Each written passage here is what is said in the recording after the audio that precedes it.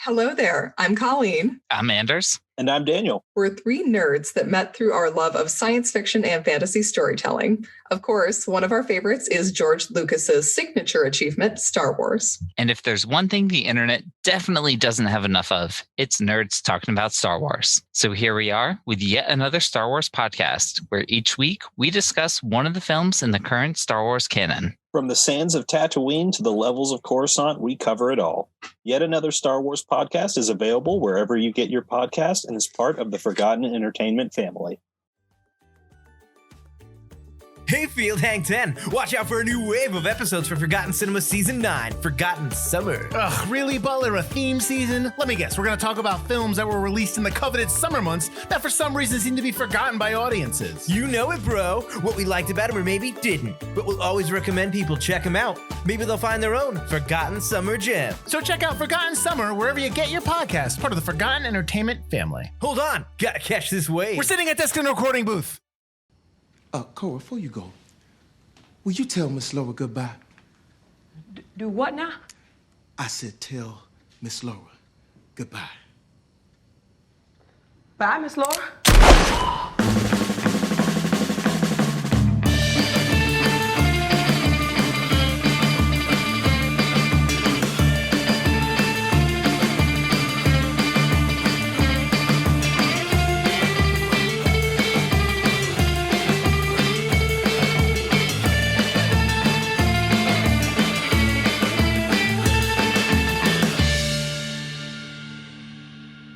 All right, welcome back to another week here on Forgotten Entertainment of On the QT. I'm John. And I'm Lloyd. And we are getting to the end of our stretch of episodes here, getting closer and closer to the most current Quentin Tarantino film, Once Upon a Time in Hollywood, but we are still, 3 back at this point. This week we're talking Django Unchained. Django. The D is silent. The Django. The Django. You son of a bitch. All right. So I had a thought, right? Before we introduce our guest, I had a thought, Lloyd, that I had never really put together about the last 4 Tarantino movies, starting with last week's episode, Inglourious Bastards, going through Django, going through next week's Hateful Eight, and then the final Once Upon a Time in Hollywood. He is only period movies. All of these are period movies in one way, shape, or form. He has not made a movie in what would be considered present time since Death Proof. Yeah, you're right. You know, you are absolutely right. I mean, I've noticed that, but I didn't really think of it as his period movie phase or anything. Yeah, I mean, well, he's technically, World War II, pre-Civil War, post-Civil War, and then 1960s. So I thought that was interesting.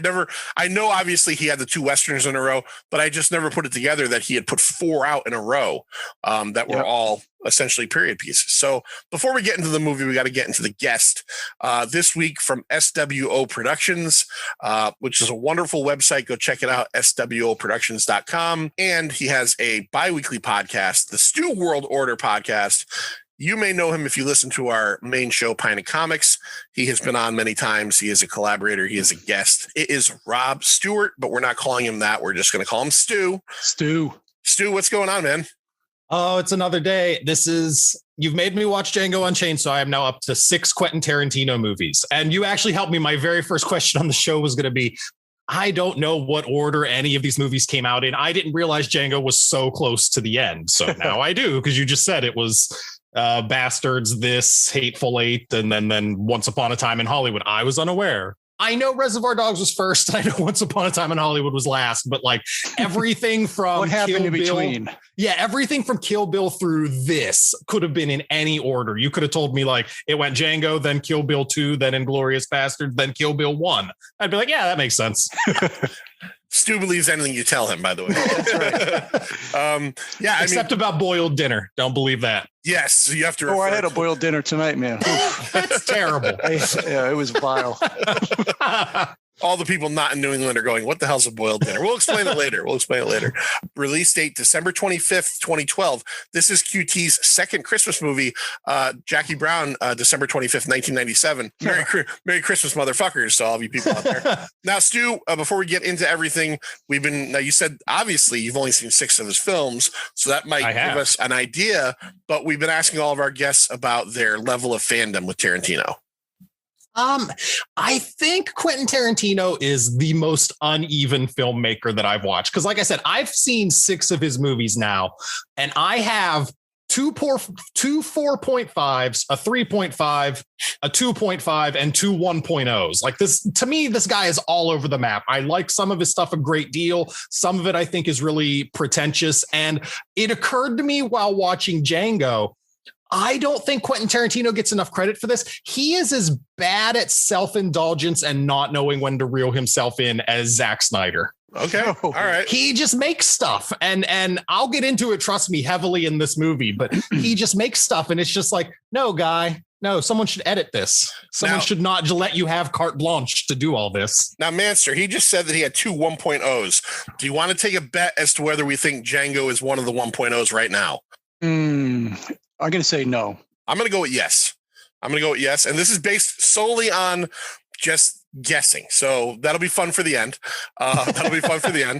This thing was filmed all over the place. Jackson Hole, Wyoming, Edgar, Louisiana, New Orleans, Louisiana, all throughout California. It was made between January 25th, 2012 and July 27th, 2012. Manster, before we get into the cast, why don't you give it the good old-fashioned Manster bumper sticker?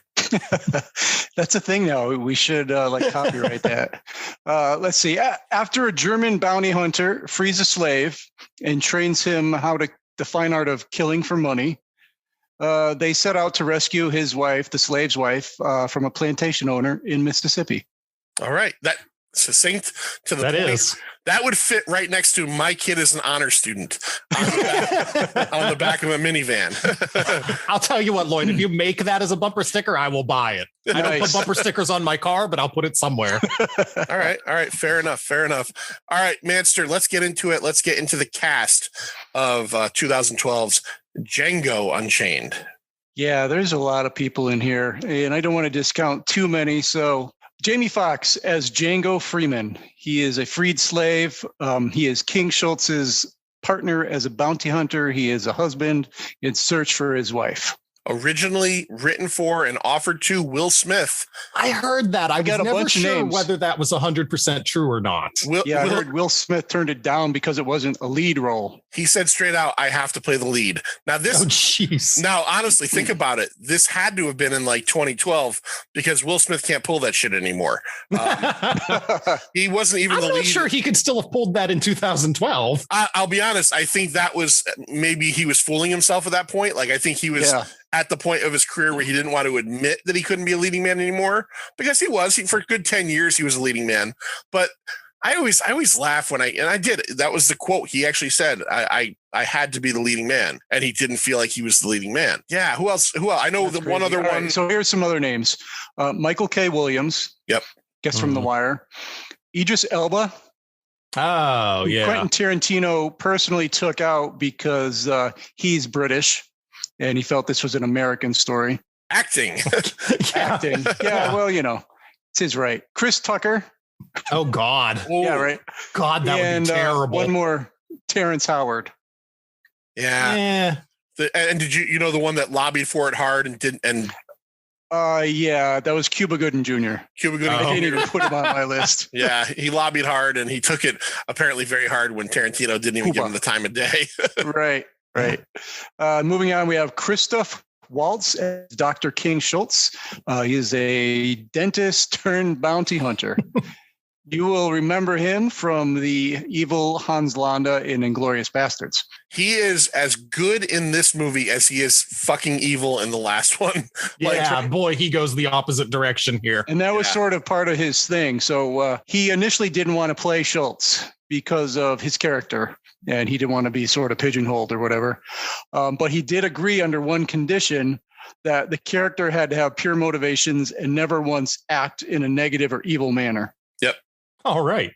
Yep. And the dentistry bit is a little bit of historical, tie-in, because Doc Holliday was a dentist as well. That's why they chose that whole little bit. And funnily enough, I didn't know this until reading about it the other day. The reason in the first 40 minutes of the movie, he's riding a stagecoach and not a horse is because when they were training for the movie, he fell off his horse and dislocated his pelvic bone. So by the time he healed, he couldn't ride a horse again for a few months. So they had to adjust his character riding the stagecoach until he got good enough to ride a horse again, which I thought was great. I love the stagecoach with that. I'll be honest, I thought it just worked for his character. I just thought it made sense because if you're a bounty hunter and you are literally collecting bodies, you've got a nice little box to put them in. Yeah, it worked story wise, and it worked like you said with the tooth on the top with the spring. Yeah, it was very cool. Yeah, very cool. Then we have Leonardo DiCaprio as Monsieur Calvin J. Candie, the Candyland plantation owner, purveyor of Mandingo fighters, and a brutal bastard. Piece of shit. Yeah, total piece of shit. We talked about it in the last episode. He was the first choice to play Hans Landa in Inglourious Bastards, and he ended up not. So Tarantino offered him this role. This is the first movie in 16 years at that point that he was not the lead name on the marquee or in the film either. Oh, wow. 16 years, a long time. 16 years, yeah. And he kills it in this film. Oh, yeah. He's great. I've always liked DiCaprio. I think there's a lot of people that don't. I think there's a lot of people that think of him as a face more than a good actor. Yeah, there is. I think he's really good in this movie. I'll spoil it a little bit. I think he's even better in Once Upon a Time in Hollywood, but I think he's great in this movie, and he plays a petulant fucking asshole in this movie to no extent. He's got really good affectations, in this movie and especially in that movie. I think one of the best character moments for him in this movie, and it's the opposite of what it should be. It's you're being told something instead of being shown something, but it's whenever the one character says, call him Monsieur Candie. And Christoph Waltz says something in French, and they're like, no, don't speak French to him. He doesn't speak French. They do it. Him off. They do it multiple times in the movie where he's clearly wrong about something, and he just goes with it. Like there's the whole scene where he has the conversation about phrenology. And I was reading, he comes across as kind of uninformed there anyways, but apparently phrenology as a legitimate medical science was already discarded by medical professionals like 15 years prior. Bullshit. It's total bullshit. So here he is, with the dimples in the skull and just fucking ranting on because he's a fucking idiot. Yeah. And he actually really hated this character. He didn't like it, but he really went for it 100%, in my opinion. Tarantino says this is a guy who created Hans Landa. I was going to say, who would you consider the worst of the two? Tarantino says that he thinks Candie is the most vile character he's ever created. And it's tough because Hans Landa is such a huge piece of shit too, but Hans Landa is a brilliant dude, right? Yep. He's an incredible detective. So you could almost say he's got some qualities about him that make him a more interesting character. Calvin Candie is just a dickhead. Yeah. He's just a rich kid who, you're introduced to him watching two men beating each other up in his living room, like an asshole. Yeah. He's Joaquin Phoenix in Gladiator. Yeah, essentially he is. Then we have Kerry Washington as Broomhilda, Hildy von Schaft. That's Django's wife. She was sold separately from their original plantation. She speaks German, and she resides at Candyland. She's in the hot box. She was also Jamie Foxx's wife in the movie Ray. Yes. Yep. Oh, okay. It's been so long since I've seen Ray. I don't think I knew who she was when I saw it. Yeah. Now I see her and it's like, oh, that lady from TV. Samuel L. Jackson as Stephen Warren, the number one house slave for Calvin. Piece of shit. Piece of shit. Yeah. Oh my God. But he's great in this too. They make a comment in the movie and essentially I obviously will not use the language, but they make a comment about how the house man is possibly worse than anybody else in the hierarchy of because there's black slavers. They said that that's as bad as the black slaver or worse. Yeah. And Stephen is he's a gross character, and he's evil, and his makeup makes him look like such a fucking he looks like such a worm, He does. He's just so hateable, but he has great interactions with Calvin. The way he talks to Calvin with, he's what do you say when Calvin comes back? He's like, "Did you miss me?" He goes, "Yeah, like a baby misses a titty. Yeah, like I miss a rock in my shoe." Not just that, but he also, this is a slave, whether or not he is of whether or not he is of the upper level of slaves, if there are levels of slaves. But like at one point, he tells Calvin to meet him in the library, and he's sitting in there drinking and telling him what's going on. Yeah. And he listens to him. Like, it's this weird fucking slavery, man. This whole thing, like the whole thing was so hard to kind of watch again and to kind of like, it sounds so stupid, but just think, even though this is more of a revenge kind of almost exploitation-y type movie, just like having to watch the nastiness of that time period it's thick. It's very elastic, historically elastic. Yes, absolutely. Yeah, absolutely. Then we have Walton Goggins as Billy Crash, basically a fighting trainer for the slaves. Walton Goggins. This is my slogan for Walton Goggins. I think I used that on a show recently. Walton Goggins, all eyes, all teeth. That's right. Now, a little funny story about this is this character, Billy Crash, was an amalgamation of other characters. Yep. One of them being a character called Ace Woody, who was originally going to be Kevin Costner. But then when he couldn't do it, it was going to be Kurt Russell, and Kurt Russell wouldn't do it. So they just took that character and merged it into Billy Crash. And that's where Walton Goggins comes in. Yeah, Billy Crash was supposed to be a much smaller, well, I mean, he's small in the movie anyway, but a much smaller character. Yeah. And Ace Woody was supposed to be like the head of the head Mandingo trainer, and like, I don't want to use this word incorrectly, but like muscle / wrangler for Calvin Candie. And like the scenes where he has Django upside down at the end and he's going to castrate him, that was supposed to be Ace Woody. And when Costner and Russell couldn't do it, he just said fuck it and just gave that to took that role out and just combined it with Goggins. Yep. Then we have Dennis Christopher as Leonide Mogi. That's Calvin Candie's traveling lawyer. Oh, okay. Yeah. They called. I didn't know any of those names you said. Yeah. And then when you described his job, I was like, oh, that guy. Yeah. Yeah. I'll describe who each one is because it was a little, it was a lot of research for me because the character names. I know Django. I know King Schultz. I know Candie. King Schultz, at least. All of my notes for his character are just Christoph Waltz. Dennis Christopher on Pine of Comics, we recently did our top 10 favorite sports movies. He was the lead in the bicycling racing film Breaking Away. He was fancy. Oh, did I get Lloyd? Lloyd, that you didn't know that. That's him. Damn, he got me. Yeah, and he was also the lead character in the horror classic Fade to Black. That's absolutely him. Yep. Then we have James Remar as Butch Pooch / Ace Speck. Butch Pooch, he's the bodyguard of Calvin Candie. He's the one who kills King Schultz after he refused to shake hands, and after he kills Candie himself. And then the other character, Ace Speck, is the traveling owner of Django when he was on the chains. I was going to say that confused the hell out of me. I was like, wait, didn't that guy die? Yeah. I was like, did I mistaken? Was I wrong that he died? Now he's just with Candie? Okay, so those were two different characters. Two different characters. Same actor. And hey, you don't just forget Raiden from Mortal Kombat Annihilation. Yeah. Sorry, I do. Hacky sack Raiden. Yeah. Yeah, I find it weird when, like, for no reason, Tarantino gives someone two roles. Like, there was nobody else that could have played one or the other. And then to make it even more confusing is that Butch, what's his name? Butch, that character, he has a double barrel shotgun. It's the same weapon that Ace carries in the beginning.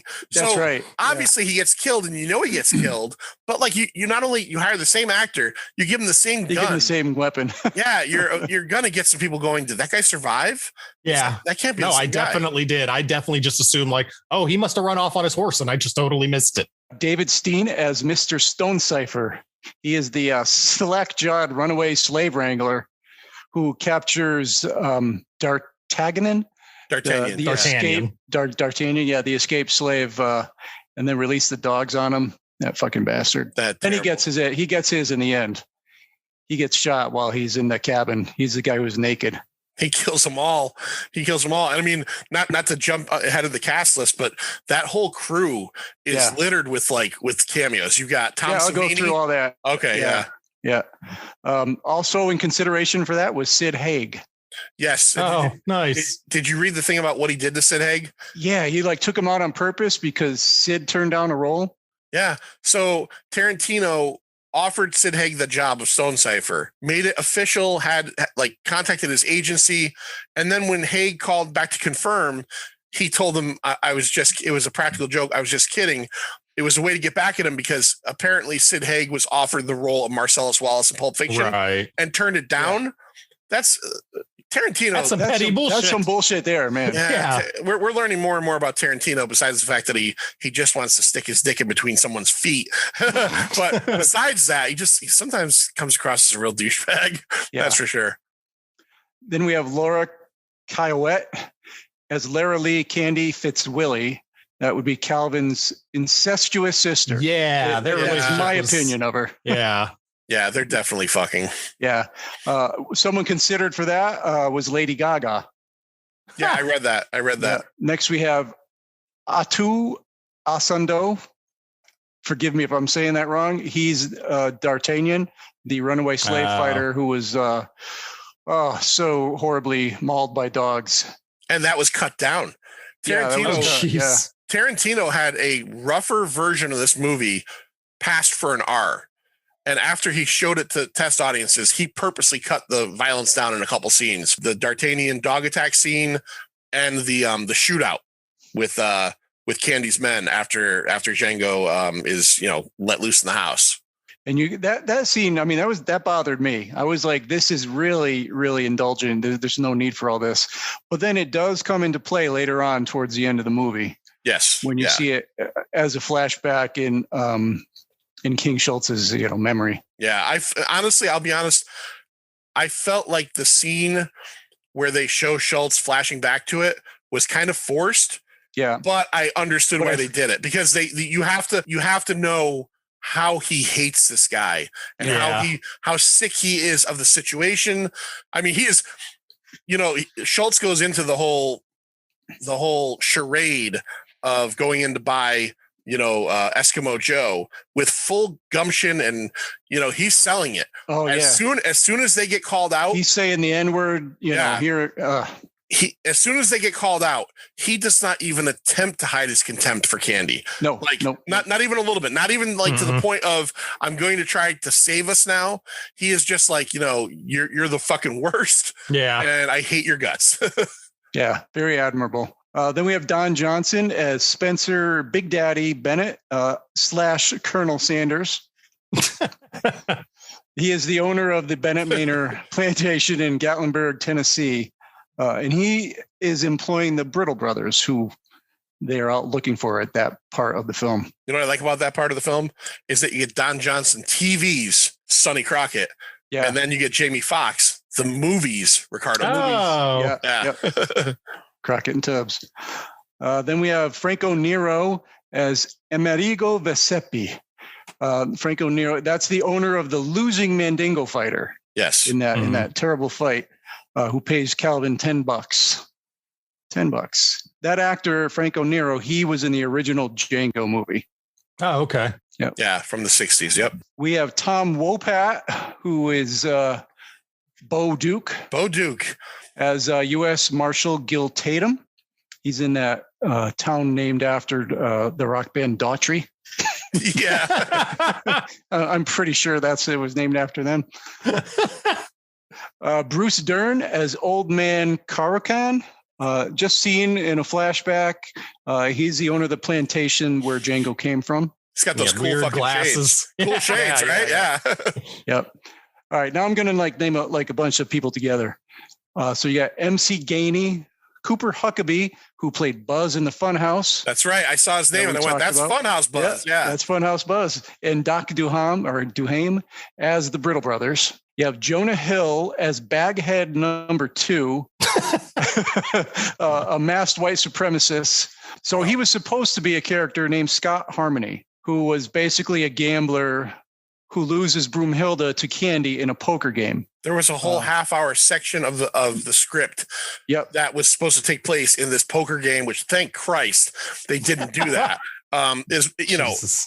That's indulgent, but yeah, he owned Broomhilda, and it was supposed to be a flashback to show how Candie won her and then murdered him because he cheated at or had him murdered. And then when Jonah Hill couldn't do it, someone else.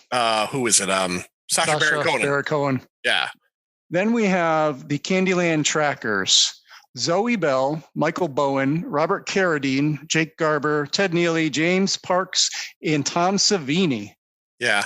Okay. There was a guy that you just saw enough of that I kept looking at and thinking, is that Savini? Yeah. I wasn't 100% sure. Okay. Yep, same thing. Yep. And we'll get into it later, I think, but there's a story about the Zoe Bell character. Yeah, there's a whole her whole origin story, and they didn't put it in the movie. It's like, what the fuck? Why are we trying to make this the longest thing ever? You never see her face. Yeah, you don't see her face in. Well, I guess we can talk about it now.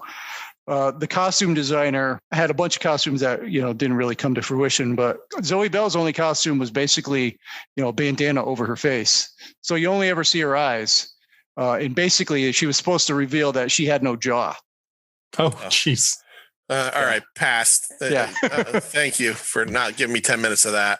The LeQuint Dickey Mining Company employees. These are the ones at the end where, the Django's back in a cage getting carted out. So that would be Michael Parks, John Jarrett, and Quentin Tarantino. Tarantino with a fake Australian accent. Yep. John Jarrett, who is famous for Wolf Creek with a real Australian accent, and then Michael Parks as a Southern guy. He's the only they didn't even, they're like, just go with your regular accent. Just go with it. Yeah. You just made these Australian friends. It's fine. I know we're going to talk about this movie, and I know we're going to jump around because that's what we do. I want to go right to the LeQuint Dickey scene as being, if I was an editor, that whole fucking bit would be gone. Yes. Yes. That's it. That was my biggest takeaway from this movie is I remember watching this movie and I kept hitting pause and being like, how is there this much time left in this movie? Yeah. And then you get to the end and Christoph Waltz shoots Candie and Candie's men shoot Christoph Waltz and Django surrenders. And everything after that point does not need to be in this movie. Yeah. The movie should have ended with Christoph Waltz shoots him. They shoot Christoph Waltz. They have the shootout. He and Broomhilda manage to escape Candyland, and that's it. Like everything after that was so extraneous. And I was like, what are you doing, movie? I totally agree with all that. I think that things that happened should have happened. But when you pause it at the point where Django surrenders or finally, runs out of bullets, whatever happens, and you realize there's like 40 minutes left. And like, okay, so he's going to be captured here. They're going to mess with him. He gets away from that. They sell him off. And then the three stupidest fucking guys on earth that he runs into are these three guys. And I felt, I've seen this movie once before, and I don't remember one way or the other how I felt about this scene. In this viewing, I went, how fucking stupid was all of that? That whole bit. I like the idea that he let the other slaves kind of, he left them open to go. And I like that. But his whole interaction with these, and they give him a gun. Yeah. I was going to say that was my biggest takeaway when I was done with this movie was there was so much stuff in this movie that I wanted to remember, that I wanted to think about. But like, I know going forward, anytime I think of Django Unchained, I'm going to be like, oh, it's that movie that had half an hour at the end that did not need to be there whatsoever. And it was so disappointing. I just like in my mind to just get rid of that last half hour. I would have rather had the poker scene that you talked about. I'd have rather had the scene where he wins Broomhilda in the poker game than just take out all the mining stuff at the end. Yeah, mm-hmm. I agree. I don't want anything added to this movie because life is finite. You gotta take away first. Life is finite, and I only have so much time. But yes, if you can edit this down from the last half hour and get I still want that last scene. I want the Candyland explosion. I want all that, but I don't want the LeQuint Dickey Mining Corporation at all. Just do the explosion scene just cut out all the mining stuff and just be like, oh, he never left Candyland. That's part of their plan to blow up Candyland on their way out and save Broomhilda. That's all you need. That's all you need. Mm-hmm. Yeah. All right. Let's head towards the beginning of this thing, though. And so right off the bat, I mean, I guess, we just got done watching Inglourious Bastards, which, by the way, is Stu's favorite of the 6 Tarantino films he's seen. It is. If you've checked out on YouTube, Forgotten Entertainment, the videos we've been doing. Yes, Lloyd. I would like to change my prior vote and say that, yes, this is the one for Stu.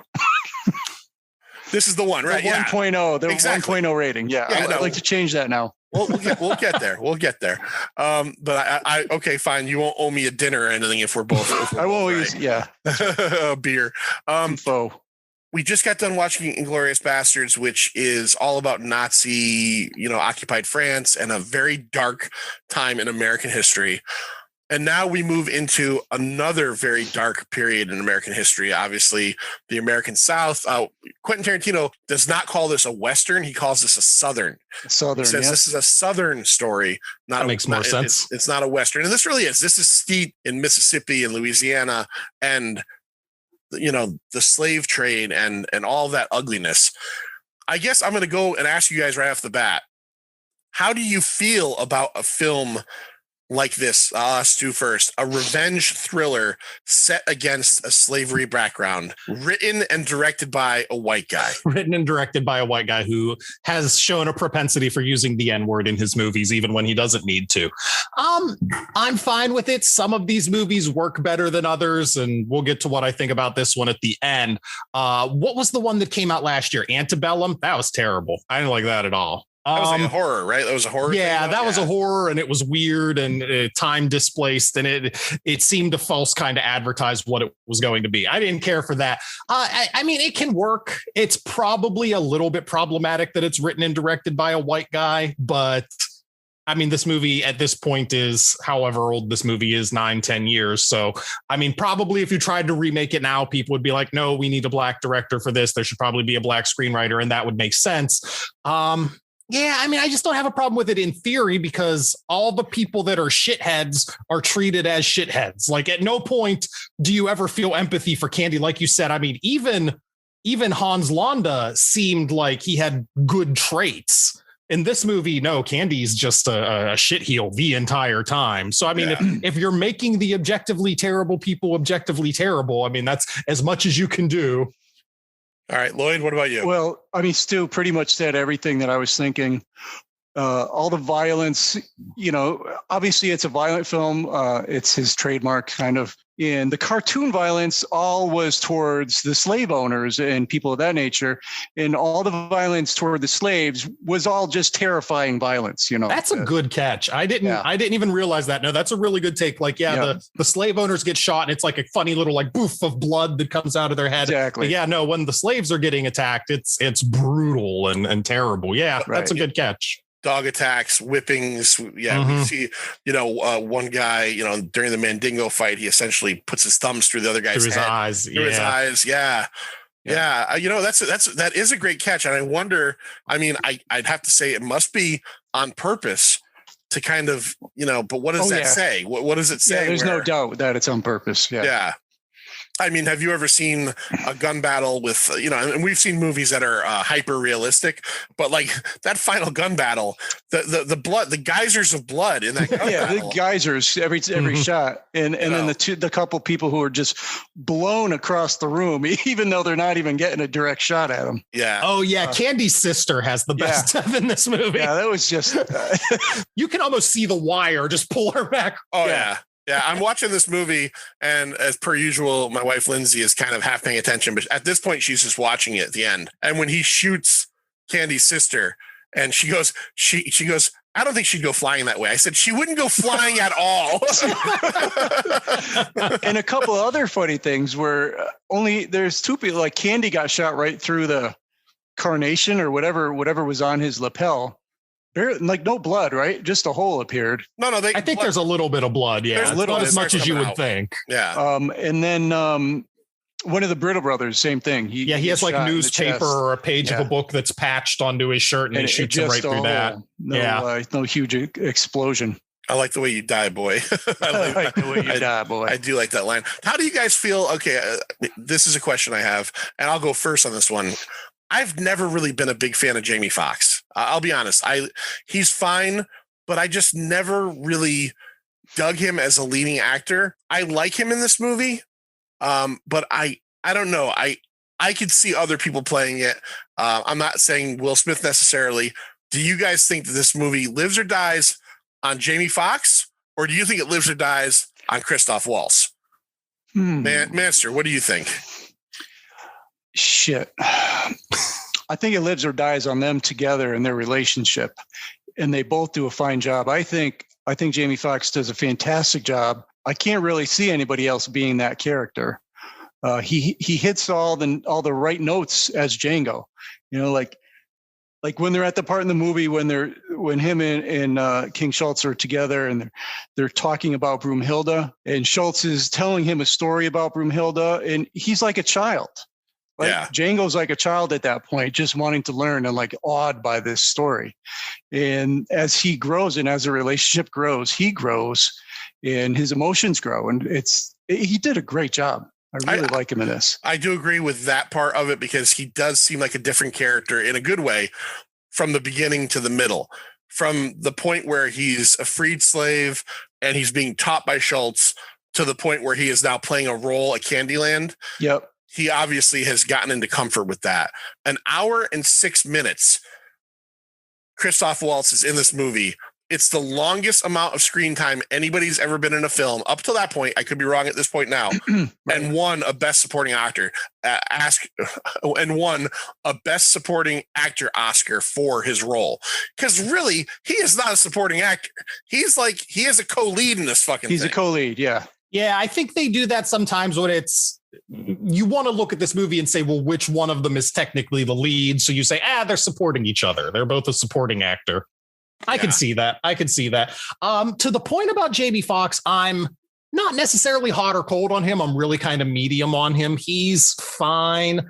I think he's good in some things and worse in others. I do think I have a hard time imagining a lot of those other names that we mentioned playing this role, because Jamie Foxx can do, I guess, angry better than a lot of those actors. Like Will Smith, you don't picture being angry ever. You picture him being funny. You picture him being sad and dramatic. You don't picture him having the simmering rage underneath that Jamie Foxx just portrays so well in this. Kind of like Tom Hanks in Road to Perdition. It's hard to believe that. Nah, I see. I like Hanks in that movie, but I get what you're saying. It's that some actors are geared, some actors are more geared towards one way or the other. Yeah, so this movie really hinges on their partnership, and King Schultz takes him, aside, rescues him from James Four-Roll Remar, and James Remar number one. James Remar number one. Do you guys like how King Schultz just keeps going and killing people, and then just going, "We'll just wait for the authorities"? Yeah. He's hands up. I love the fact that he knows the system so well that he's not even worried about all the shit he's doing. It's just like he just walks in somewhere. Other than you got to worry about that wild loose cannon out in the street, Yeah.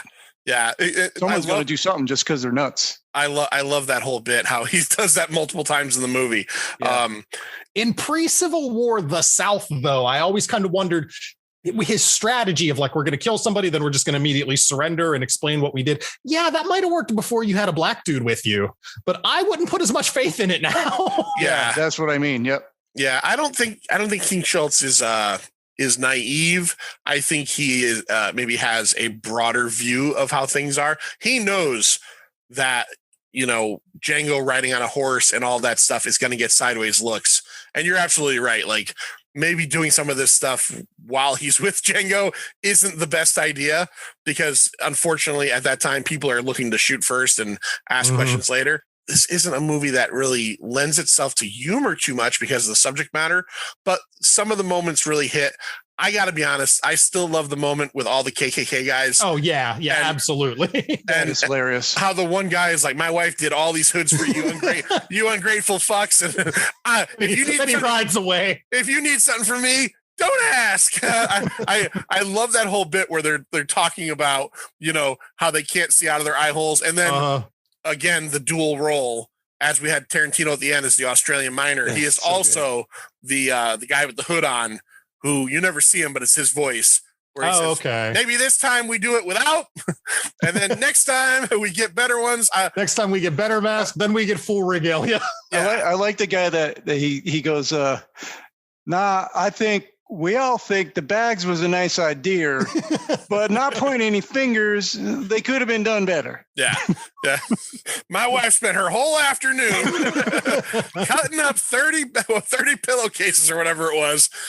Yeah. And the best part of the whole thing was when Big Daddy was riding away, he pulls his bag up. He's like, I can't see shit.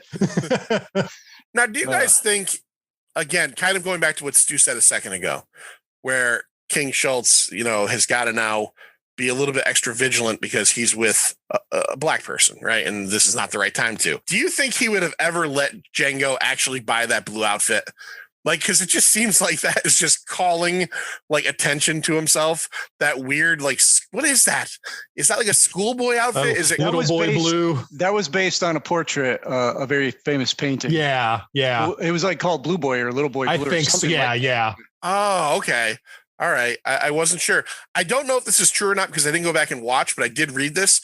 At the end of the movie, when he kills the rest of Candie's funeral procession, the burgundy outfit he's wearing is the first outfit Candie's wearing in the movie. He steals his clothes. Oh, that's right. Yeah. Oh. Yeah. I thought that was a good touch. I'd have to go back and see it again, but just thinking about it, when he first meets Candie, he's wearing a burgundy suit. So they start going through and they come up with their idea because we find out that Django has a wife, Broomhilda, who was sold separately, as Stu said earlier, or one of you guys said earlier. And they find out that she is through public records, by the way, which is so fucking crazy. Yeah, I know. Public records of this shit. And it was all, that's the thing. Yep. That's the thing that this movie, I don't want to sound stupid or uneducated because obviously slavery was a thing, but when you watch something like this or see a documentary on it, and it really hits home the fact that this was a full-on supported legal thing, right? Mm-hmm. There's sales records. There's multiple times. Property. There's multiple times in this movie where people are referred to as property. It's so gross. Yeah. But King Schultz literally needs to get bills of sale on Django and Broomhilda to prove that they're free people. And otherwise it's, you don't have any proof and they're just going to go right back. Yeah, it's awful to think about. And especially when you think about 150 years ago in the grand scheme of things, that's not even that long ago. Yeah, no, that's a drop in water. Yeah. I hope 150 years from now, we're way more advanced than we are, or at least way more forward thinking than we are today. If we're not, then fuck, we failed or someone has failed along the way. So essentially the entire middle section of this film is all about the act of trying to dupe Calvin Candie into selling a Mandingo fighter, right? So Django pretends to be a Mandingo trainer / expert, and King Schultz is a guy that wants to buy a Mandingo fighter. Their real goal is to try to get Broomhilda, who they find out is one of Candie's slaves. Do you think at all that this entire body part of the movie could be trimmed down a little bit? Because I certainly do. Like the whole them being at Candyland, it just kind of, I guess maybe this movie seems overlong to me. Stu, what do you think about that? I don't necessarily think that part needed to be trimmed down. To throw a shout out to another podcast, as of recording, the Countdown podcast, who Paul and Wayne, we all love them. They're a great show. Paul's been on your show, your other show, Pint of Comics, a couple times. They recently did an episode of the 10 worst plans in movie history. And I think this would have been in the running for one of those. I don't understand this Mandingo plan of theirs. Yeah. It seems like, well, you can't just go up and say you want to buy a horse. You have to say you want to buy the farm. And then you throw a weird, extravagant price at them and they have to listen to you. Couldn't they have just done the same thing with Broomhilda, Couldn't Christoph Waltz just have been like, hey, I heard you have a German speaking slave. I miss the mother tongue. I will give you an extraordinary price for her. It would have worked just as well. I think that right? would have worked perfectly, Stu. Yeah, like this really whole do. Mandingo plan, it just seems so drawn out. Like, I think the section of the movie works. I mean, the acting, and you really get to see how terrible Candie is. And by the time he dies, boy, do you really want this character to die. But the plan itself, it just doesn't make a lot of sense.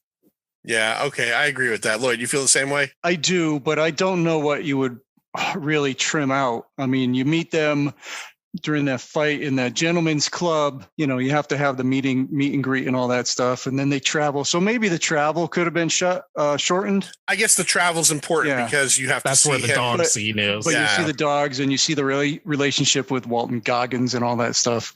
Yeah. But perhaps it could have been shortened a little. You also do get the good moment of, I do like the moment where he has the conversation with the slave, you know, don't look at me.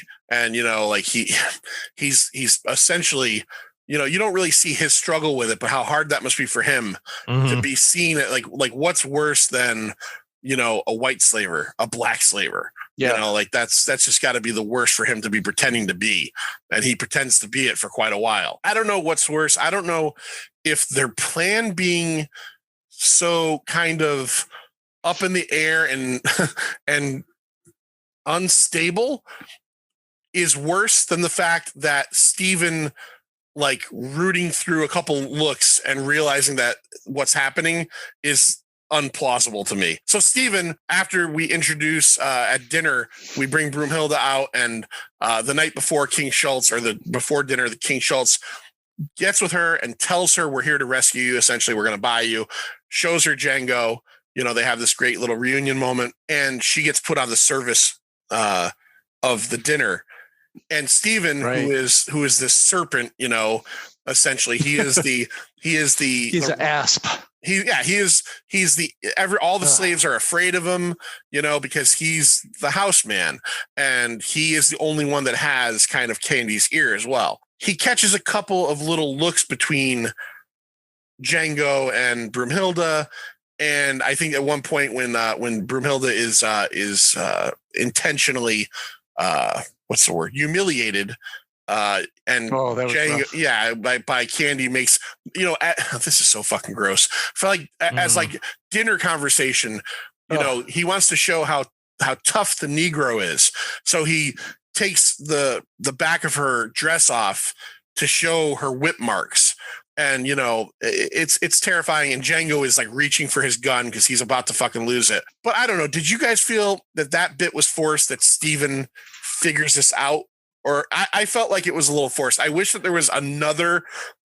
I'm not a writer. I wish there was another way that's like Steven found a photo or something. I would have felt better. All right, Lloyd. I'll go because I definitely had some thoughts about that while I was watching it. But don't forget that one scene during dinner where Lorelei, the sister, said, "Oh, I do believe that Django has eyes for Hildy," or maybe it was the other way around. Yeah. But that sort of came out of nowhere, and that sort of brought things to light. And maybe Steven started paying more attention at that point. Plus, and one thing that I noticed, everybody noticed, is you can't not notice, but it seems like nobody at the table noticed. Both have that scar on their cheek. I was wondering how nobody noticed that. How is nobody seeing that? And how is it not ever mentioned? Oh, the runaway tattoo? Maybe, they were both branded there. So maybe Steven did notice that, didn't say anything about it. I mentioned earlier in regards to Candie about how they did a good job telling and not showing, describing Candie's character. I actually think in regards to Steven, it was a very good show, not tell, because you see who this character is and you realize Steven would never have gotten to the position he's in if he wasn't very cunning, if he wasn't able to parlay things that maybe other people weren't able to catch into things that he could utilize for his advantage. So I never really had an issue with that. I just kind of figured figured like, okay, that's his character. That's how he's gotten the status that he's gotten, where he notices things, and he's probably been useful to Calvin in the past by saying, hey, I've caught this, that, and the other thing. So I think it's just a subtle character development. You know, that's who he is. That's how he's gotten to be the person he is, because he's very smart, because he's very intuitive. So for me, that actually did work, that he just kind of caught up on it when no one else did, because it really just fit in with what his character would have to be to survive in this world. That's right. And Candie, he's not looking for this at all. He's so focused on Mandingo and, you know, $12,000 for Eskimo Joe that he's not seeing any of this. And like we mentioned earlier, Candie's a moron. Yeah. He is a moron. He certainly is a moron. And yeah, and you're right. I guess, you know, I'm going to step that back and say that it makes more, like what you just said, how Steven obviously has given himself a position in this house. You know, he looks at it as his house. Like when they come back from the travel and Candie says, go make the room, he is straight up good like, dialogue that we can't repeat. Yeah, we can't repeat any of the dialogue in this movie. No, absolutely not. Which is fine. But, you know, he basically says, you're not going to let that blank sleep in the big house, are you? Like, yeah, you know, it's so weird and so such a weird time period to discuss anything. Yeah. Well, to what Lloyd said a little bit ago when we were talking about Steven, he said even the other slaves on the plantation all don't seem to like Steven. They're either afraid of him or they don't like him. And I think, again, that plays into the whole, like, he's probably done this entire life. He catches things and he tells Candie and he takes it out on the slaves. And I mean, that's his role. He's the one who knows things. He's what, the little dwarf guy from Game of Thrones of this movie. Yeah. He drinks and he knows things. We got to talk Calvin Candie's demise, because it's literally this movie, between the ugliness of racism and slavery and all the things he's been doing. We want to see Django get Broomhilda back, and we want to see this guy pay. This whole movie at this point has been almost like, you know, like getting your dick stroked. And then finally, when Calvin Candie finally dies, it's like just exploding everywhere, right? It's like the moment that this movie has been building up to since you meet this guy. By the way, at an hour in, he doesn't show up for an hour into the movie. Steven doesn't show up for an hour and a half. That's how you know this is a long fucking movie. And then there's still an hour to go. And there's an hour and a half to go. But essentially, you cannot watch this movie and meet this character of Calvin Candie and not want him to fucking pay, because he deserves to pay for his attitude, for his lifestyle, for what he chooses to do. And I think how he pays is in such a wonderful way. Manster, do you want to explain what like leads up to his death? So he gives, what is he writing, a bill of sale? Yeah, well, they catch them out. And they essentially take them by gun, you know, and say, we're going to sell you Broomhilda, but now she's the price of Eskimo Joe, $12,000. Yeah. And then you're going to get the fuck out of Candyland, and I'm never going to see you again. By the way, the scene where he freaks out and smashes his hand on the glass. Oh, yeah. He actually smashed his hand on the glass. That blood is real. That was all unscripted. Oh, that wow. was amazing. And he finished the scene with that cut. You can even see him picking pieces out of his hand. Ooh, yeah. Jesus. Now, the only part I wasn't sure of, and I was glad that I read it I know where you're going. Yeah. Is when he wipes the blood on Kerry Washington's face. I thought, right, boy, that's a real stretch. But apparently that was a second take and it was fake blood. Okay.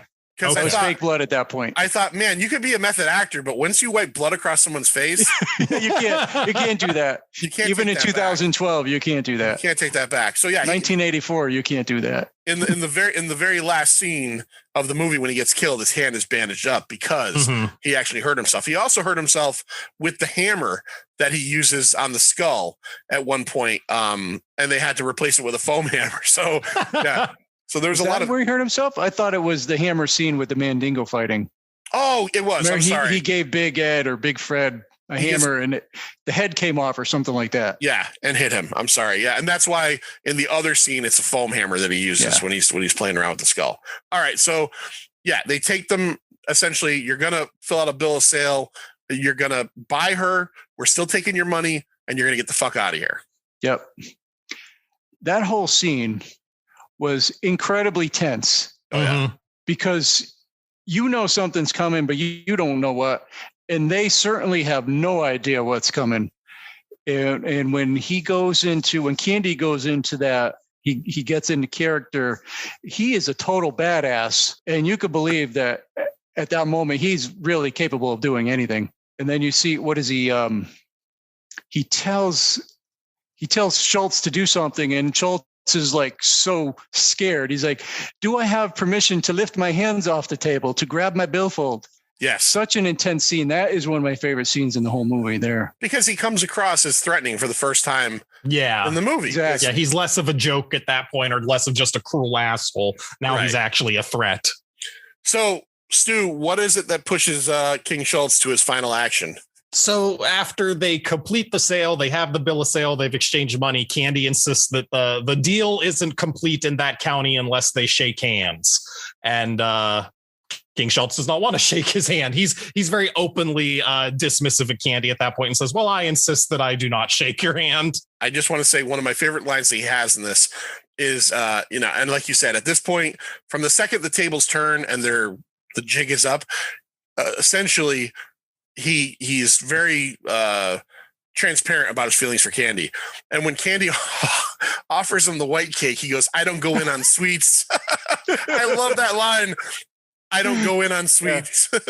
All right. The way he said white cake was funny too. White. He goes, white cake. We'll be serving white cake in the parlor. All right. So Stu, he doesn't want to shake his hand, but Candie ain't going to take no for an answer, right?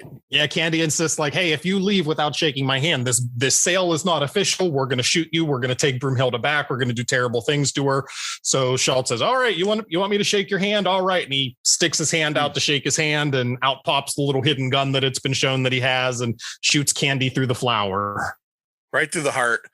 And which, I mean, you knew what was you knew Candie had to die in this movie. Candie had to die. There was no two ways about it. By the end of this movie, he had to meet a gruesome death. But boy, when you're watching that scene, you're just like, "Come on, Schultz, you're smarter than this. Just get out of this situation." Yeah, I think it was hard to watch him get so easily killed by Butch. That was, I kind of wish they had come up with a different way, but well, he didn't have any other guns. It's a one shooter. Yeah. And what does he say it before or after? I'm sorry. After he shoots him, he said, "I couldn't help myself," or "I couldn't resist." I couldn't resist, and you're in on it with this character because, I think a lot of us would have shot him, no matter what the circumstances might have been. This rolls into a huge gunfight. We kind of talked about this before. I want to interrupt real fast and say, obviously, this was the first time I'd ever seen this movie. I didn't know how it ended. I knew various bits and chunks of this movie. I didn't know what happened. And I genuinely thought during that scene, I was like, all right, Schultz is going to begrudgingly put his pride aside. He's going to shake Candie's hand, and then they're going to leave and be like, all right, now we have to kill all these motherfuckers. And that's what's going to come down to the gunfight at the end. So yeah, it was, I don't want to say it was out of character or anything, but like Lloyd said, it was just so hard and so sad to just see what he does there, because you just expect something smarter, something better, something different, I guess. What's a little gray about this whole thing is that an act of betrayal or is that an act of valor? Because he knows he's going to die as soon as he does that. And now he's just left Django all by himself in a plantation selfish. Full of people that want to kill him. Just think it's selfish. I think, like you said, he couldn't resist. Like, he just despised Candie so much. He was like, I gotta. I don't know if I'm going to be able to later, but I know I can kill him now. And I think it's just selfish. He didn't think about the situation it was putting Hildy and Django in. And that's why he apologized, because he knows it's like, man, it's a 1 in a million chance. This is it. This is my one chance. We might not be able to come back here again. This place is fortified pretty heavily, no matter how good we are. And this guy is right in front of me. It's it's essentially the wild, wild west when people could just shoot people for being dickheads. And he probably has enough faith in Django at this point that probably Django can get out of it. I think that might be part of it, but when he apologizes, I think he also realizes that that's definitely he's definitely hanging him out to dry as well. So yeah, I don't know. I look at it as King Schultz is a man of a certain level of honor, and he cannot live another day to see this guy like breathe air. Right. And he, because really, when you think about it, yes, he's apologizing to Django. He can't abide. He's apologizing to Django, but the first person he's hurting more than anybody is himself, because he knows the second I pull this trigger, Butch is going to fucking put me through the wall, which is what he does. So You can blow me clear into the next room. he does get blown clear into the next room. we have the gunfight, and then Django gets captured. And then we get like fucking the next half hour, which we've already discussed earlier. So terrible. Why? Yeah, maybe we don't really need to talk about all that. No, we'll fast forward through it. Django is hung upside down. He's about to get castrated. He is not castrated because Steven walks in at exactly the right time. I like Walter Goggins saying, like, well, good thing she didn't spare a second. Yeah. Steven comes in and explains to him that, you have a fate worse than death coming to you. And that is the story of you, is what he says to him at the end. Right, which is also from... Yeah, what was that? That was from Kill Bill Volume 2. Kill Bill Volume 2, right. And he essentially is telling him that we could hang you, we could kill you, we could do a million things. We're going to sell you to the LeQuint Dickey Mining Company, who are going to have you break rocks for the rest of your short life and then throw you in the blank pit when they're done with you, right? It sounds terrible. He gets sold along with some of the other slaves. Then we get this stupid nonsense with those characters. It's terrible. It's a stupid scene. We talked about it earlier. I think Quentin Tarantino just wanted to blow himself up. Yeah, very possible. That's probably it. Yeah, I can't imagine what he thought of whenever he was making that scene. Yeah. It's so extraneous and unneeded. He gets on a horse, which, by the way, I don't know if it was this horse or not, but I just thought this is a very laughable difference between us and movie stars type bit of life.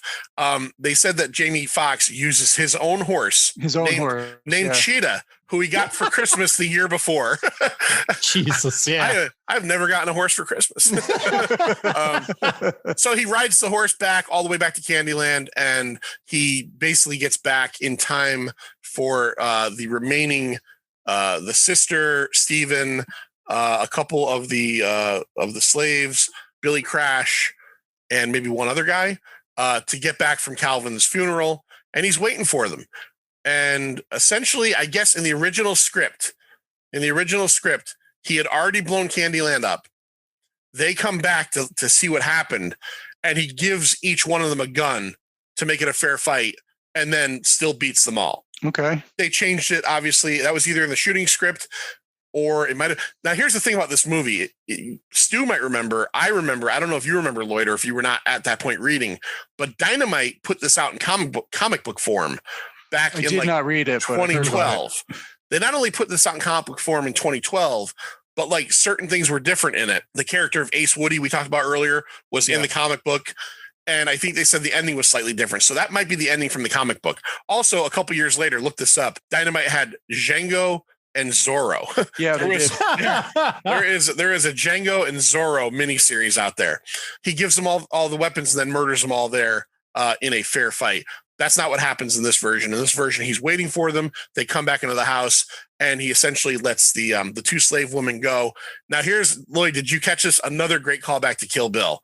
To Kill Bill, yeah. When when he's talking to Steven, he tells everybody they can go, except Steven, you stay here. Except for you, Sophie. Don't go anywhere. And it's the same shot. Line. It's the same shot too. He's standing on the balcony, and Steven's like walking towards the door.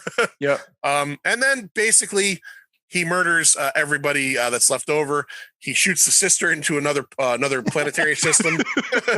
Sideways. He shoots Walton Goggins, all eyes, all teeth, in I think the leg first, and then blows his balls off. And then the crotch. And then what is he? Django, you blank son of a bitch. Django. So all that's left is Steven. Kneecap Steven pretty harshly, right? Yeah, both knees. Both knees. And Steven is motherfucking him and saying, "This is Candyland, motherfucker." He is Steven. One thing I like about Steven's character, right, Stu, is he's true to the end. He's true to the end. He's true to the end. He's not. Yeah. Candyland's been around 100 years. It'll be around 100 years more. All that stuff. It's not going to be around 100 years more, though. Why, Stu? What has Django done? Oh, he blows it up. Yeah, he has a big little rig set up with some dynamite over the doorway and big dramatic thing of the wick burning all the way down around the doorway. Do you think the last scene between him and Hildy seems, I don't know, it seems like it's from a different movie? I get it. Where he sort of kind of looks up and makes a weird face and the moon's behind him, and he, hey there, little troublemaker. And then she's like, "Hey there, big troublemaker." she's never, I mean, I get it. She's happy. She's a free woman and everything. And then he's doing like the little prancing with his horse. Cheetah. I'm assuming. I forgot about that. Yeah, he does the little dance. Right. Yeah. I get that it's a happy ending for them. It just feels like it's a little bit, to me, it's like a little out of place. It feels a little. Stu, did you feel the same way at all?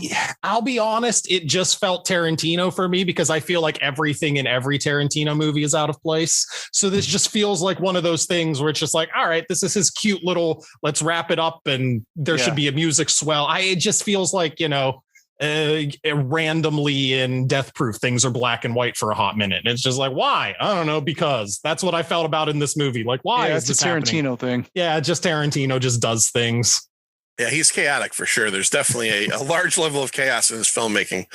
All right, so that's Django Unchained. That's the story right there. For a little bit of trivia, I know we're going to get into Tarantino-isms, but I don't want to forget this. Broomhilde von Schaft, it has been said, and Tarantino goes along with it, that these are the great-great-grandparents of John Shaft. Watch your mouth, motherfucker. Right. Oh, okay. Not another Tarantino film, but not another Tarantino film. Tied it in there. But the wonderful blaxploitation film from the 1970s, and supposedly this is the great-grandparents of John Shaft. So, so Lloyd, let's talk about box office. So, how did this thing do back then? Let's talk about box. You know what? Before that, I just want to make just a couple of comments I had in my notes. This is the first movie, maybe the only one, I'm not sure, but the first movie of Tarantino's with any nudity in it. Really? So there's a scene with Hildy coming out of the box. Yeah, you see a little bit of very brief. Yeah. And then there's the scene with the guy getting shot in the cabin, full frontal of him. I didn't even First time ever. Yeah. Oh, the guy in the bathtub? Yeah, that was Stone Cipher. I thought, that's one of the things I thought about the Wild West is like, what a relaxed time. Yeah, people bathe in front of other people. What a relaxed time. Like you're literally in your cabin, right? And like you're reading or playing cards, and then like Stu's just in the fucking barrel washing down. Like, and that's just normal. It's like right next to the bucket that you shit in every day. Pooping over there. The shit bucket and Stu over there washing up. All right, so let's do it. Let's talk about some Tarantino-isms here. What did we see in this movie, Manster, that connects to other films? All right, so a couple of these I had to stretch my imagination a little bit, but same sort of stuff. So the trunk scene, there's no trunks in these, in this time period. The trunk scene, you could say Django hanging upside down, talking to Steven and Billy Crash, where he's looking up there and it looks like you're looking up out of a trunk. It's easily, he's never done it again. And it might be the only time in cinema history there's ever been a scene where a character's talking through someone else's legs while they hang upside down. Yes. Steven is talking to him at one point. He's framed in between Django's legs. I thought you've never seen this shot in anything else before. Absolutely. Maybe in some porn. Yes. All right. The foot fetish, it lives on, but very, very subtly. The only thing I could find was just, barefoot slaves. Okay. That's it. The corpse POV scene. So a dead person looking up, although not yet dead, little Raj, one of the Brittle brothers, he's looking up at Django before Django kills him. So you get that corpse scene. The 360 shot during the dinner, there's a 360 scene with Calvin. God's eye point of view, looking where it's just looking straight down. That happens after the shootout in Candyland. Black and white suit. I'm going to say Steven. Basically, he was dressed up in black and white garb. Yep. The torture scene, you see Django and Hildy both getting whipped. The diner scene, I'll equate to the tavern scene that's in Daughtry, Texas. Chris Daughtry, Texas. Yeah, Chris Daughtry. The car scene is the stagecoach ride to Candyland. And men being shot in the crotch, which I believe started in Inglourious Bastards. I don't recall before then.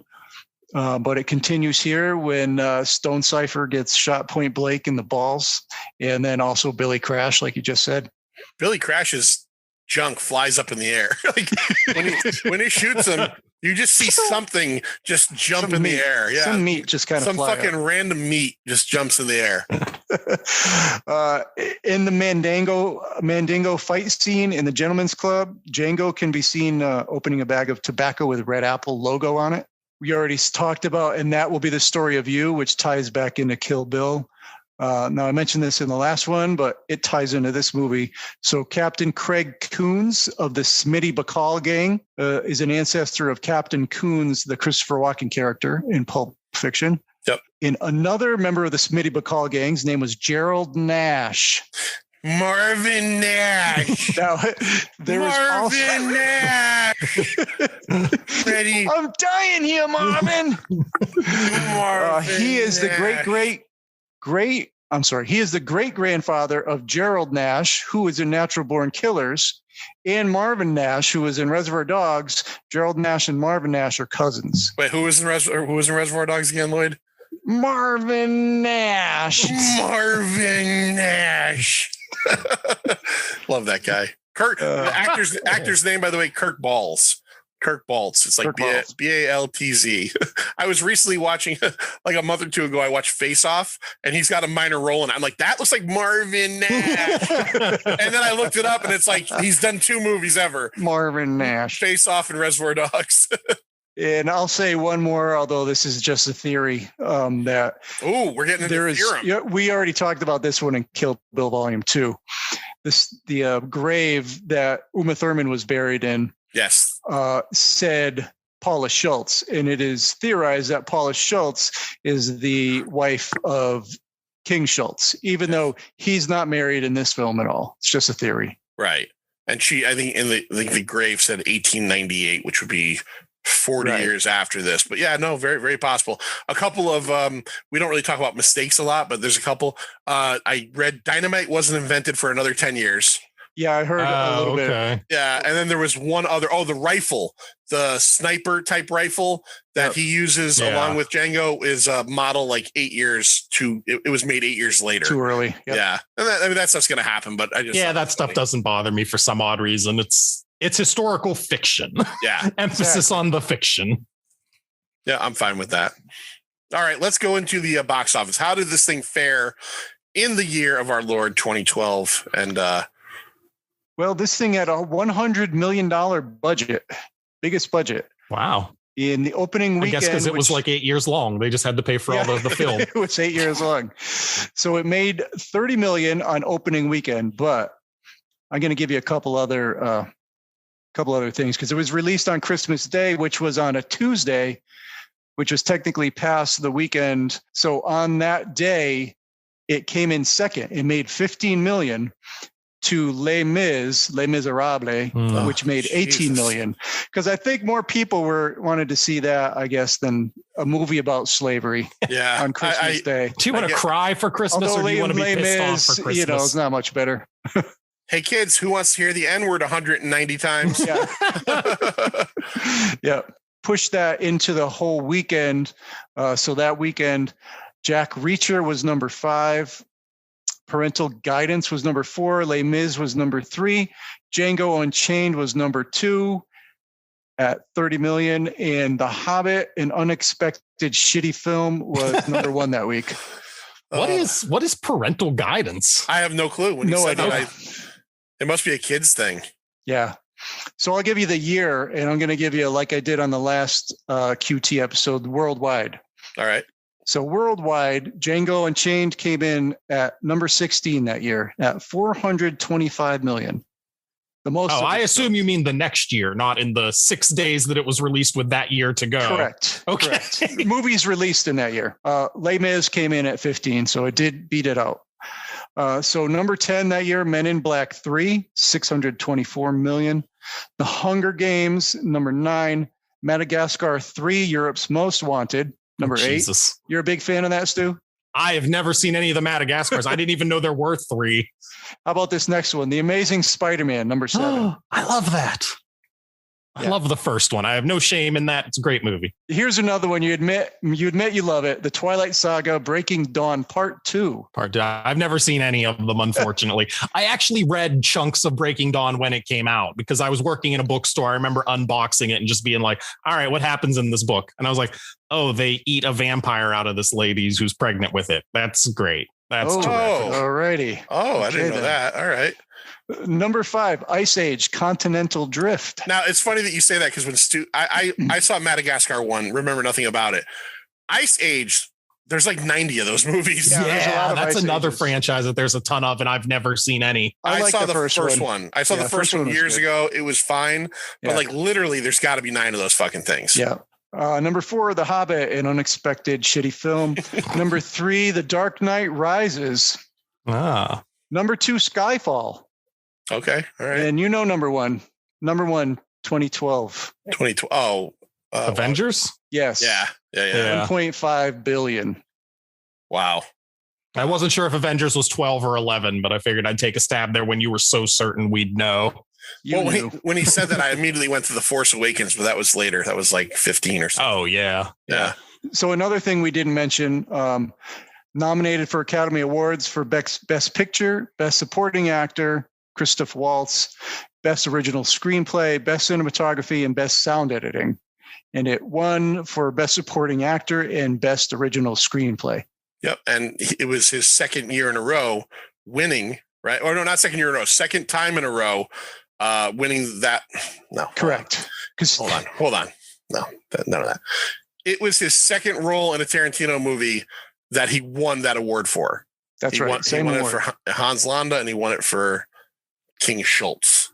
Couldn't be two more opposite guys. Yeah, that's pretty snazzy. I actually didn't know he won for either of those. I tend to not pay too much attention to the Academy Awards, so that's interesting to know. All right, so let's talk ratings. We're at that point. Stu, you've been on Pint of Comics. You know how we do it. 0 to 5 quarter scale is in there.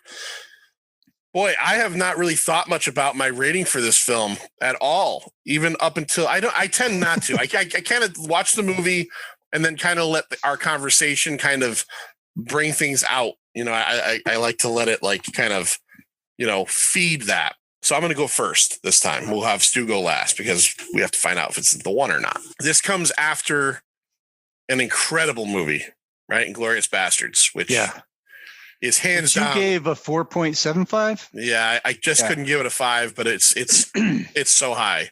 It's such a great movie. It was so great to rewatch that again. I enjoyed rewatching this, but I can tell you right now, it doesn't have that same factor. Nazism and slavery are both incredibly ugly things. For some reason, maybe because there's less straight out Nazism in Inglourious Bastards, I feel it's an easier watch than this one. This one, the slavery and all that stuff is really fucking in your face. And again, I'm not saying turn your head from what really happened, but it's just ugly. And it's a long movie, and it's kind of hard to watch these characters after a while. I do like the cast. I think it's a good cast. Half hour too long, easily. Stu said it right perfectly. They could have added things in that we talked about that would have made it a little bit more of a well-rounded movie instead of like that whole Quentin Dickey mining scene, which is just fucking stupid. I don't like that at all. I almost feel like this one's right there in the middle for me. I'm just going to go with I think this one's like a 3 point. It's a 3. I'm going 3. Oh, I'm going flat 3. I enjoy this movie. I like it. It's well made, but it's definitely not. We've been doing the show for a while now. If you threw all the Tarantino movies in front of me right now and said, pick one, you know, pick a couple to put like that you're going to watch much later and pick ones you want to watch right away. This is going in the much later pile for me. So I'm going to go with a 3. It's a solid 3. This is a well-made movie. Too long. Yeah. Manster, what do you got? What did you give Death Proof? I think you gave Death Proof a 2.5. 2.75. Wow. Yeah, that just doesn't make sense to me. Well, you give it what you want, but that doesn't. You give it what you want, but you're wrong. This that doesn't feel like it's a quarter point. This higher. is a better movie than Death Proof for sure, 100%. But this doesn't have Vanessa Ferlito's little tummy, like and that lap dance scene. And that lap dance. I don't know. I don't know what it is about this movie. It just I saw it when it came out. I didn't see it in the theaters. I saw it on DVD. I bought it years ago, and I've never thrown it in again. And on watching it again, 3.25. I'm only going to change it because you're right. It does not belong that close to Death Proof, but it's still a 3.25. No higher than that. No, you are right. You are right. John will not budge any further. No, I think this is this the first time we've changed a rating? First time I've ever changed a rating. Yeah, okay. You're right. You're absolutely right, and I can admit when Lloyd you're right. bullied you into it. No. No. I saw I'm like Todd Rundgren. I saw the fucking light, and you're right. It's 2.75 and 3 are too close, but this is a 3.25 at best for me. All right, Manster, what do you got? All right. Well, I don't know if I've ever mentioned this. I may have, but the last Tarantino movie I saw in the theaters was actually Kill Bill. So it's been a while since I've seen one in the theater. I didn't see this one until less than a year ago is the first time. Oh, wow. I mean, I think maybe in the year of our COVID is when I first saw it. And I liked it the first time I saw it. I think I texted you after. I'm like, I really like Django. I certainly like it more than both of you guys. I'm sure of that. I'm going to go higher than that. I think the film gives, a pretty good, it gives a string of like thrilling little scenes and sequences, moving on from one to the next. It doesn't really slow down too bad. And I think all the acting in it, the cameos and the Don Johnsons, everything works good. I don't think anything doesn't really work until we get to the end there. He gives his sharp dialogue, is, violent and stuff like that. And that's always good. I think Christoph Waltz is nearly as good as he was in Bastards, but not quite, but nearly. Like I said before, Jamie Foxx hits all the right notes. And DiCaprio is clearly having fun playing against type. Yeah, he's enjoying his role in this movie. He may have hated the character, but boy, he seemed like he was chewing all the scenery with it. Yeah. Yep. As much as I think it could be shortened and, certain things do take away from it, I'm not going to hit it that hard. And I'm going to give it, I'm going to go a point higher than you, 4.25. High. Fucking high. Maybe. I like it. I think it's a good movie. All right. 4.25 from the Manster, 3.25 for me. And by the way, I want to mention something you just said, Manster.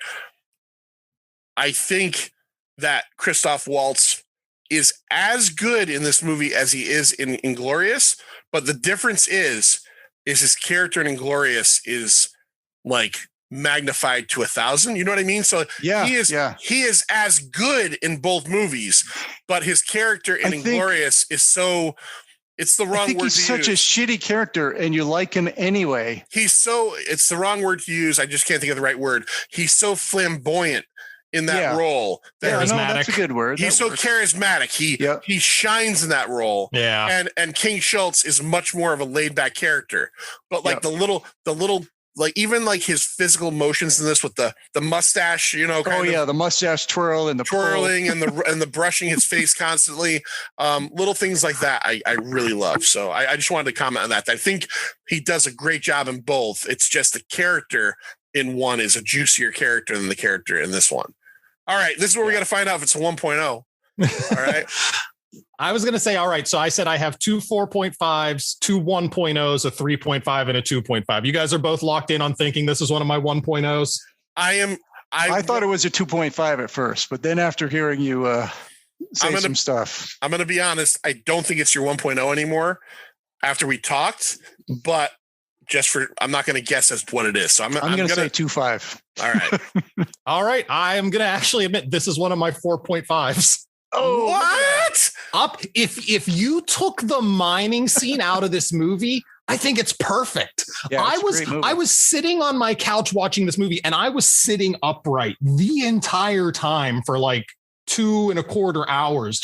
I was engrossed in this movie. I thought everything about it was fantastic. And yeah, I wrote about this on my Letterboxd. I said, that's what's going to make me so sad is the first thing I think about when I think of this movie in the future is, boy, that tacked on bit with the mining company was so bad. But until that point, I loved this movie and I genuinely thought like, wow, okay, there's going to be one of these I like more than Inglourious Bastards.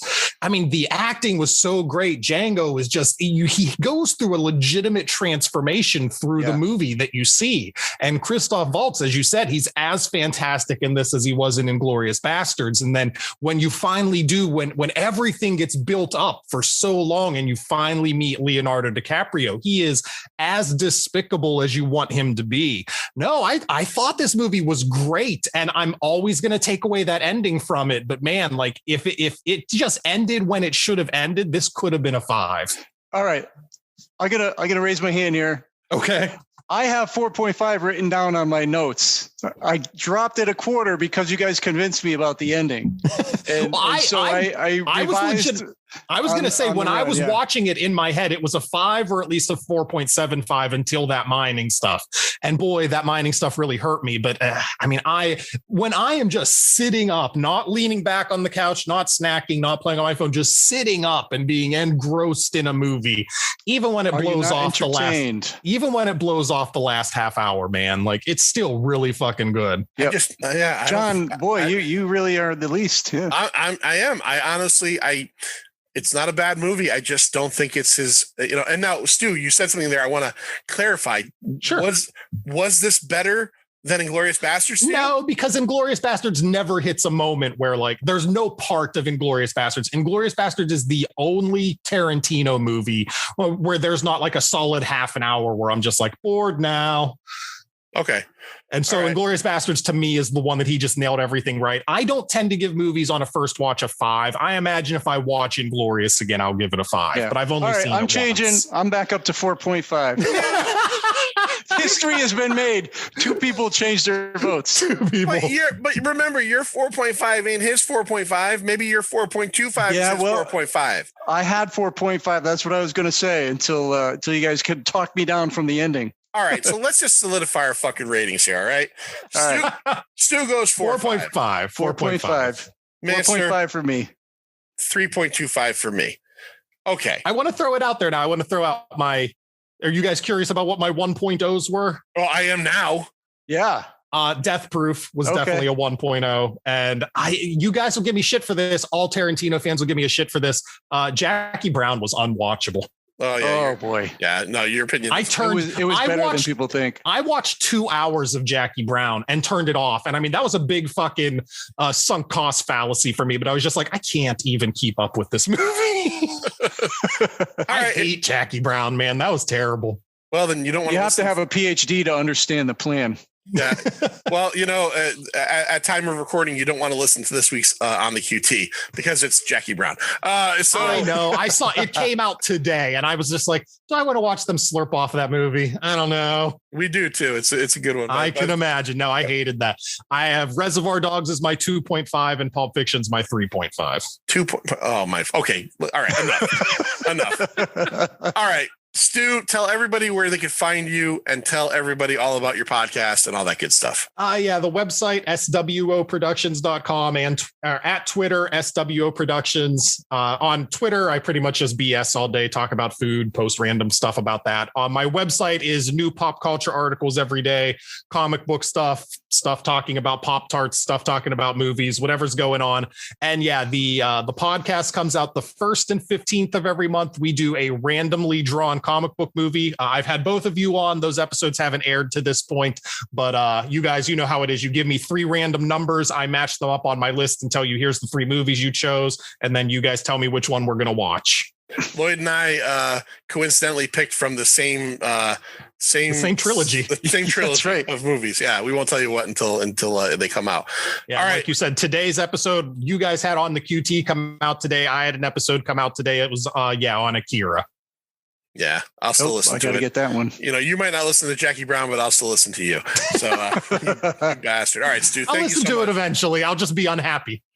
Thank you so much, Stu, for coming on. And it was exciting. Stu. You're the only guest we've had that did not see the movie prior. So, really? Oh, yeah. No, cool, I watched it for the first time this week. All right. It's a total 3.25. Anyways, Manster, what movie are we talking about next week? Next week, we are talking Hateful Eight.